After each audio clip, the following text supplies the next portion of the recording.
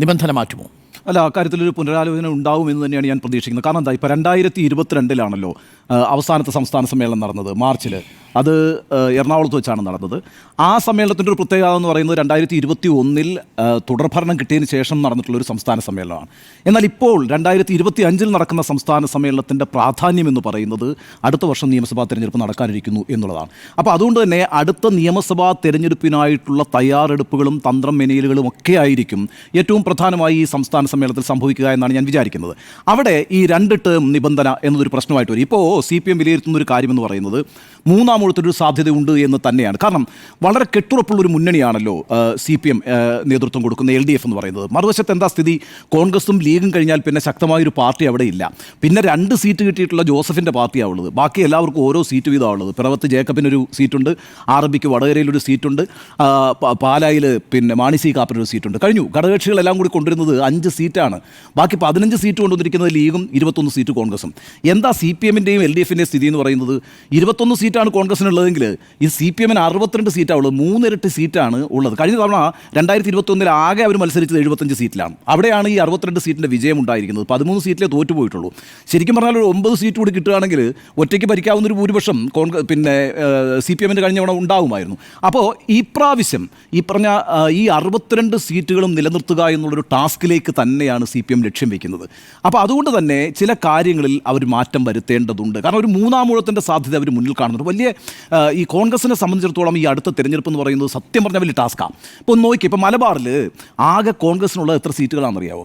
2 seat വയനാട്ടിൽ നിന്നുണ്ട്, 2 seat കണ്ണൂരിൽ നിന്നുണ്ട്, 1 സീറ്റ് പാലക്കാട് നിന്നുണ്ട്, 5 സീറ്റാണ് ഉള്ളത്. പിന്നെ വണ്ടൂർ, പിന്നെ മലപ്പുറത്ത് നിന്ന് 1 സീറ്റ്, 6 സീറ്റാണ് അവിടെ ഉള്ളത്. നോക്കൂ, മലബാറിൽ സീറ്റുകൾ ഇല്ലാത്ത ജില്ലകൾ ഏതൊക്കെയാണെന്നറിയാമോ കോൺഗ്രസിന്? കാസർഗോഡ് ഒറ്റ സീറ്റില്ല, കോഴിക്കോട് സീറ്റില്ല കോൺഗ്രസിന്. ഇപ്പോൾ തിരുവിതാംകൂറിലേക്ക് വന്നു കഴിഞ്ഞാൽ, അല്ലെങ്കിൽ മധ്യകേരളത്തിലേക്ക് കൂടി വന്നു കഴിഞ്ഞാൽ തിരുവനന്തപുരത്ത് 1 സീറ്റാണ് ഉള്ളത്. ഇടുക്കിയിൽ സീറ്റ്. അതെ, തിരുവനന്തപുരത്ത് 1 സീറ്റാണുള്ളത്, കൊല്ലത്ത് 2 സീറ്റാണുള്ളത്, ആലപ്പുഴയിൽ ആകെ 1 സീറ്റാണ് ഉള്ളത്, പത്തനംതിട്ടയിൽ സീറ്റില്ല, ഇടുക്കിയിൽ തൃശ്ശൂർ 1 സീറ്റാണ് ഉള്ളത്, ചാലക്കുടി. അപ്പം പിന്നെ കോൺഗ്രസ് ആകപ്പാടെ രക്ഷപ്പെട്ടത് കഴിഞ്ഞ തെരഞ്ഞെടുപ്പിൽ എറണാകുളത്താണ്. ആകെയുള്ള 14 സീറ്റുകളിൽ 8 സീറ്റ് കിട്ടി. അപ്പോൾ കോൺഗ്രസിൻ്റെ ടാസ്ക് എന്ന് പറയുന്നത് ചെറിയ കാര്യമല്ല. 21 സീറ്റിൽ നിന്ന് അവരൊരു 60 സീറ്റുകൾ നേടിയാലേ ആ മുന്നണി അധികാരത്തിൽ വരും. ബാക്കി ലീഗും കുറച്ച് പിന്നെ മറ്റ് ഈർക്കിളി പാർട്ടികളും ഒക്കെ കൂടെ കൊണ്ടുവരും എന്ന് പ്രതീക്ഷിച്ചാൽ തന്നെ 60 സീറ്റ് എന്ന് പറയുന്നത് ചെറിയ ടാസ്ക്കാണോ? അതേസമയം പിന്നെ CPMനെ സംബന്ധിച്ചിടത്തോളം അതൊരു വലിയ ടാസ്കുമല്ല. അപ്പോൾ ഒരു മൂന്നാം ഊഴത്തിൻ്റെ സാധ്യത അവർ കാണുന്നുണ്ട്. അതൊരു സ്വാഭാവികമായിട്ടും ഈ അടുത്ത പ്രാവശ്യത്തെ സ്ഥാനാർത്ഥികളെന്ന് പറയുന്നത് നിശ്ചയമായും ആ സ്ഥാനാർത്ഥി നിർണയം എന്ന് പറയുന്നത് വളരെ പ്രധാനമാണ് ആ പാർട്ടിയെ സംബന്ധിച്ചിടത്തോളം. അപ്പോൾ ഏതെങ്കിലും തരത്തിലുള്ള തടസ്സങ്ങൾ ഉണ്ടാകാതിരിക്കാൻ ആ പാർട്ടിയോട് ശ്രദ്ധ വയ്ക്കുമെന്ന് തന്നെയാണ് ഞാൻ പ്രതീക്ഷിക്കുന്നത്. ഇപ്പം 75 പൈസൻ്റെ കാര്യത്തിലൊരു ഇളവുണ്ടാവില്ല. പക്ഷേ ഈ 2 ടേം എന്ന് പറയുന്നത് പാർട്ടിക്ക് മാറ്റേണ്ടി വരില്ലേ? ഇപ്പോൾ ഉദാഹരണത്തിന് KK ശൈലജ മത്സരിക്കേണ്ട ഒരാളല്ലേ, ഐസക്കിനെ വേണമെങ്കിൽ തിരിച്ചു കൊണ്ടുവന്നുകൂടെ? അപ്പോൾ ആ രീതിയിലൊക്കെ ഇപ്പോൾ AK ബാലനോ EP ജയരാജനോ അല്ലെങ്കിൽ TP രാമകൃഷ്ണനോ ഒന്നും ഇനി മത്സരിക്കാനുള്ള ഒരു സാധ്യതയില്ല. സുധാകരൻ മത്സരിക്കാനുള്ള സാധ്യതയില്ല. പക്ഷേ ചില മുഖങ്ങളെ ഇപ്പം 2 ടേം പൂർത്തിയാക്കുന്ന ഈ വർഷം ഈ ടേമിൽ 2 ടേം പൂർത്തിയാക്കുന്ന ആളുകളെ അങ്ങ് പറഞ്ഞുവിടാൻ കഴിയില്ലല്ലോ. പകരം അവരെ കൂടിയൊക്കെ ഉൾക്കൊള്ളിച്ചുകൊണ്ട് ഇപ്പോൾ തന്നെ നമ്മുടെ ഈ റിപ്പോർട്ടിൽ പറയുന്ന കണക്ക് ഏതാണ്ട് മുഖ്യമന്ത്രി അടക്കം മന്ത്രിമാരടക്കം 25 MLA മാർക്ക് സീറ്റ് കൊടുക്കാൻ കഴിയാതെ വരും ആ സാഹചര്യം. ഇപ്പോൾ ഒരു മൂന്നാം ഊഴത്തിൻ്റെ സാധ്യത അവിടെ നിൽക്കുമ്പോൾ നിശ്ചയമായും ഇത്തരത്തിലുള്ള തടസ്സങ്ങൾ മാറും അല്ലെങ്കിൽ മാറ്റുമെന്ന് തന്നെയാണ് ഞാൻ വിചാരിക്കുന്നത്.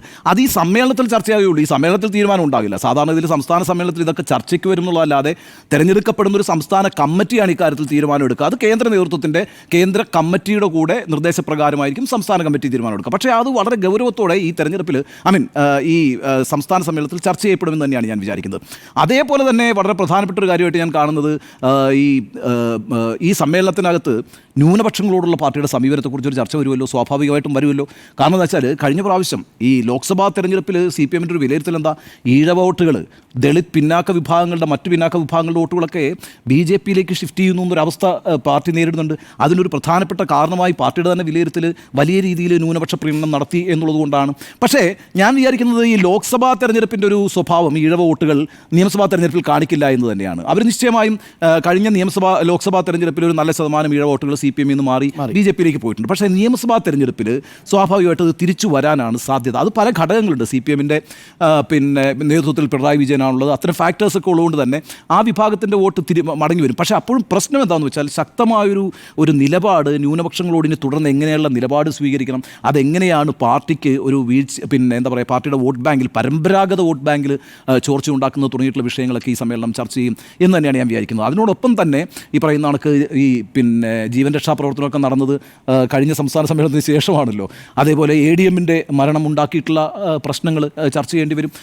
ADGP അജിത് കുമാറിൻ്റെ കാര്യത്തിൽ വരുത്തിയിട്ടുള്ള വീഴ്ച ചർച്ച ചെയ്യപ്പെടും. ഈ വിഷയങ്ങളെല്ലാം തന്നെ ഈ സമ്മേളനത്തിൽ ചർച്ച ചെയ്യപ്പെടുമെന്ന് തന്നെയാണ് ഞാൻ പ്രതീക്ഷിക്കുന്നത്. പക്ഷേ ഏറ്റവും നിർണായകമായ കാര്യം, ഈ സംസ്ഥാന സമ്മേളനത്തിൻ്റെ ഏറ്റവും പ്രധാനപ്പെട്ട ലക്ഷ്യം ഒരു മൂന്നാം ഊഴം ഉണ്ടാക്കുക എന്നുള്ളതാണ്. ആ മൂന്നാം ഊഴം ഉണ്ടാക്കുന്നതിന് വേണ്ടിയിട്ടുള്ള റോഡ് മാപ്പ് ആയിരിക്കും, പരിപാടികളായിരിക്കും ഈ സമ്മേളനം മുഖ്യമായും ചർച്ച ചെയ്യുകയും അതിനായിരിക്കും അങ്ങനൊരു പദ്ധതിക്കായിരിക്കും രൂപം നൽകുക. അതുകൊണ്ട് മൂന്നാം ഊഴം എന്ന ലക്ഷ്യത്തിലേക്ക് എത്താൻ വേണ്ടിയിട്ടുള്ള എല്ലാ തരത്തിലുള്ള വിട്ടുവീഴ്ചകളും വേണ്ട മാറ്റങ്ങളും ഒക്കെ വരുത്തുന്നതിനുള്ള ഒരു സമ്മേളനമായി തന്നെ ഇത് മാറും. തീരുമാനങ്ങൾ പിന്നീട് സംസ്ഥാന സമിതിയാണ് പ്രഖ്യാപിക്കുകയെങ്കിൽ കൂടിയും അതിൻ്റെ പ്രാഥമികമായിട്ടുള്ള ചർച്ചകൾ നടക്കും, നല്ല ആഴത്തിലുള്ള ചർച്ചകളും പിന്നീട് നടക്കും. ആ അർത്ഥത്തിലൊക്കെ ഈ സമ്മേളനം എന്ന് പറയുന്നത് CPM-നെ സംബന്ധിച്ചിടത്തോളം നടക്കാനിരിക്കുന്ന തദ്ദേശ തെരഞ്ഞെടുപ്പിനെ സംബന്ധിച്ചും അതുപോലെ തന്നെ നിയമസഭാ തെരഞ്ഞെടുപ്പിന് മുമ്പ് നടക്കുന്ന സമ്മേളനം നിലയ്ക്ക് വളരെ പ്രധാനപ്പെട്ട സമ്മേളനമാണ് എന്ന് തന്നെയാണ് ഞാൻ കരുതുന്നത്.